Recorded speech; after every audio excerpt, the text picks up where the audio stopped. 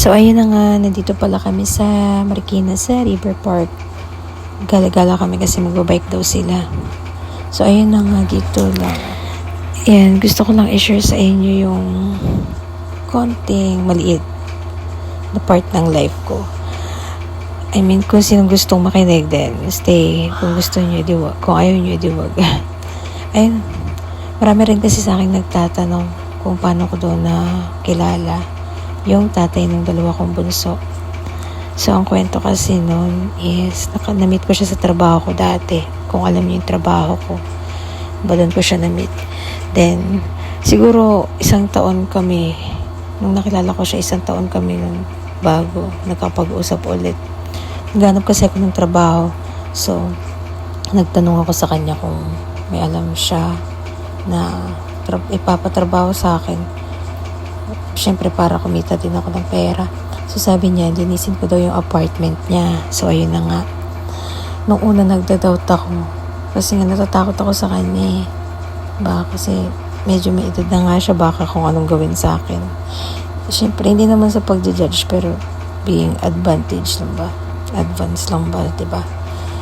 And ayun, pumayag ako kasi kailangan ko talaga ng pera. So ina-expect ko kasi may mga friend din kasi ako na pag hiningaan mo ng tulong, magbibigay talaga sila ng pera. Yung part naman nun, may mga friend kasi ako na nagbibigay na sa akin ng pera. Kahit malaking pera talaga, $1,000, 500, wala akong ginagawa. Pero yung part na yun, kwento ko yun next time. So, itong asawa ko na nga ngayon, dati hindi ko talaga siya bet. Ay, bet ko siya pero hindi talaga yung as in bet na bet. Kasi nga, medyo may edad na. So, nag-trust pa rin ako sa kanya na wala siyang gagawin sa akin masama. Kung meron man, ready talaga ako. And yun, sumama ko sa kanya, sinundo niya ako, text-text kami. Pero nagda-doubt pa ako nun. Pero kailangan ko nga ng pera, so pumayag ako. Sinundo niya ako.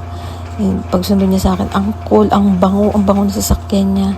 Parang, pero nung sa sasakyan pa lang, wala na talaga akong masabi sa kanya na, wala akong ibang masabi ko.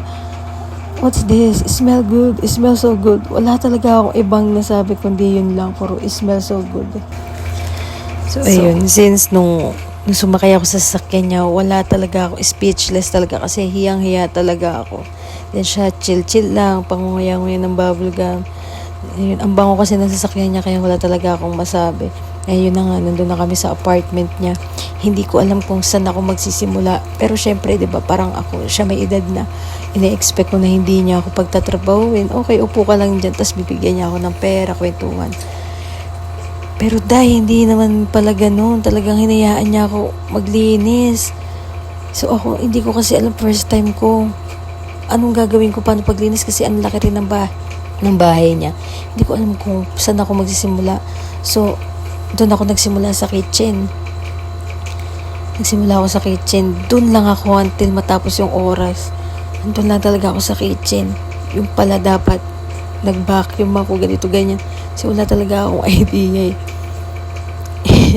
Tapos siya nandun, hindi niya ako kinakausap talaga. Parang hinahayaan niya ako. Siguro nag-o-observe lang siya kung paano ako magtrabaho. And doon na ako, pumunta ako sa may kwarto na pinag-estihan ko. Nila ko yung pinto kasi nga sobrang hiya ako. Hindi man lang siya kumatok or what. Tapos nag-chat ako sa kanya na uuwi na ako. Ano sabi niya sa akin? Okay daw. And tapos magkano lang binigay niya sa akin.